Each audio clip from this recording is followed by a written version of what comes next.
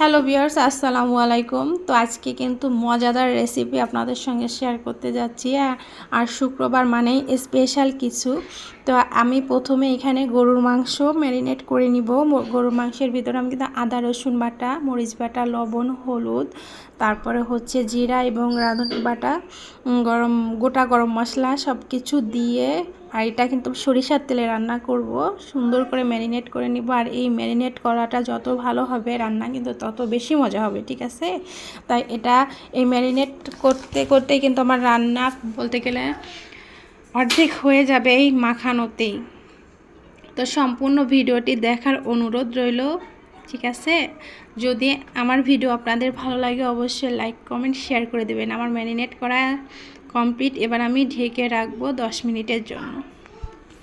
এবং আজকে আমি কি কি রান্না করছি কি না করছি সব কিছুই আজকে আপনাদের সঙ্গে শেয়ার করব। তো তাই আমি আশা করব একটু ধৈর্য সহকারে দেখবেন। যদি কেউ ফেসবুক পেজ থেকে দেখেন অবশ্যই আমার পেজটিকে ফলো দিয়ে পাশে থাকবেন, এবং ইউটিউব থেকে দেখলে আমার ইউটিউব চ্যানেলটিকে সাবস্ক্রাইব করে দিবেন এবং পাশে থাকা বেল আইকনটি বাজিয়ে দিতে ভুলবেন না, ঠিক আছে? আর ভিডিওটি যেহেতু একটু দীর্ঘ হতে যাচ্ছে, বড় হতে যাচ্ছে, তাই একটু ধৈর্য সহকারে প্লিজ দেখার চেষ্টা করবেন। কারণ আমি কিন্তু কষ্ট করে আপনাদের জন্য ভিডিও মেক করি। তো আপনারা যত বেশি লাইক কমেন্ট শেয়ার করেন আমি কিন্তু ভিডিও বানানোর জন্য আগ্রহী হই। আর এখানে আরও কিছুটা কাঁচা সরিষার তেল দিয়ে দিয়েছি, এটা স্কিপ হয়ে গেছে। তো এবার রান্নাটা শুরু করে দিলাম। বিসমিল্লাহ বলে চুলায় বসিয়ে দিয়েছি। এই যে এটা সুন্দর করে কষিয়ে নিব, ঠিক আছে? আর এই কষানোটাও কিন্তু একটু ধৈর্য সহকারে কষিয়ে নিতে হবে, তাড়াহুড়া করলে কিন্তু হবে না। আর রান্নার কাজ আর যে কোনো জিনিস যতটা মন দিয়ে করবেন সে জিনিসটা তত বেশি সুন্দর এবং ভালো হয়। তো আপনারা চাইলে কেউ এই পর্যায়েও খেয়ে নিতে পারেন বা এরকমও রাখতে পারেন। এবার এটা কিন্তু সম্পূর্ণ সিদ্ধ হয়ে গেছে। তো আরও একটু কষা কষা করে কষা মাংস হিসেবেও খেতে পারেন। তবে আমার বাসায় যেহেতু বেবি আছে 3 জন, আমরা 5 জন মানুষ সদস্য, তো আমার 3টা বেবি, তো বেবিরা সব মানে আলু বেশি পছন্দ করে, তাই তাদের জন্য আমি এই মাংসের ভিতরে বড় বড় করে কিছুটা আলু দিয়ে দিচ্ছি। ওরাও ভীষণ পছন্দ করে মাংস এর ভিতর আলু খোঁজে বা যে কোনো জিনিসে আলুটা খায়। তো আমার কষানো কিন্তু সুন্দর করে হয়ে গিয়েছে। এবার আমি পরিমাণ মতো ঝোল দিয়েছি, এটা একটু ঝোল ঝোল মতন রাখবো আমি। এটা ভাত, পোলাও, রুটি তোমরা যে কোনো কিছুর সঙ্গে খেতে পারো।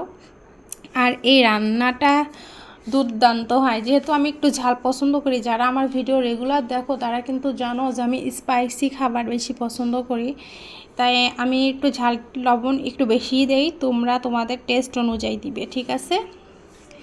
রান্না কিন্তু হয়ে গেছে, দেখো মাশাআল্লাহ, দেখছো কালার কত সুন্দর হয়েছে, আর খেতেও কিন্তু অপূর্ব। এটা ভেবো না যে এই পর্যন্তই রান্না শেষ। রান্না কিন্তু আরও একটা মজাদার রান্নার রেসিপি আছে। তো তোমাদের সঙ্গে আমি মানে খুব কম সময় যাতে শেয়ার করতে পারি সেভাবে চেষ্টা করছি, ঠিক আছে? তো এবার আমি রান্না করে নিব মজাদার পোলাও। তো প্রথমে আমি গরম মশলা দিয়েছি, তেল এবং ঘি। কেউ চাইলে সম্পূর্ণ ঘিও রান্না করতে পারো, তবে আমরা মধ্যবিত্ত, আমাদের তো অতটা সব ঘি দিয়ে রান্না করলে আসলে আমাদের জন্য একটু ব্যয়বহুল বেশি হয়ে যায়। তাই আমরা আমাদের সব কিছু মাথায় চিন্তা করেই করতে হবে। এখানে কিন্তু আমি চালটা ভেজে নিয়েছি, আর মশলা হিসেবে এখানে দিয়েছি আদা রসুন এবং বাদাম বেটে, ঠিক আছে? তো আজকে আমি কিন্তু এখানে দুধ ব্যবহার করব না। তোমরা দুধ দিলেও দিতে পারো, আর দুধ না দিলেও এটা কিন্তু অপূর্ব হয় খেতে। তো আমি লবণ, চিনি দিয়েছি, আর মরিচ, কিশমিশ। আর দেখো আমার পোলাও কিন্তু অলরেডি রান্না হয়ে গেছে, কত সুন্দর ঝরঝরা হয়েছে। আর এর যে স্মেল অপূর্ব, পুরা ঘর মৌ মৌ করতেছে স্মেলে। তো আজকে আমার এই রান্নাগুলো তোমাদের কেমন লাগছে অবশ্যই বলবে। আর এবার কিন্তু আমার রান্না যেহেতু শেষ, আমি আরও কিছুটা ঘি দিয়ে দিব। এই যে দেখো, ফুলে আমি ওই যেটাই ঘি নাই সেটাই নিয়ে চলে আসছিলাম। যাই হোক, তো অল্প কিছুটা আরও ঘি দিয়ে দিলাম আমি উপর থেকে। এবার ঢেকে রাখবো। রান্না কমপ্লিট। আল্লাহ হাফেজ।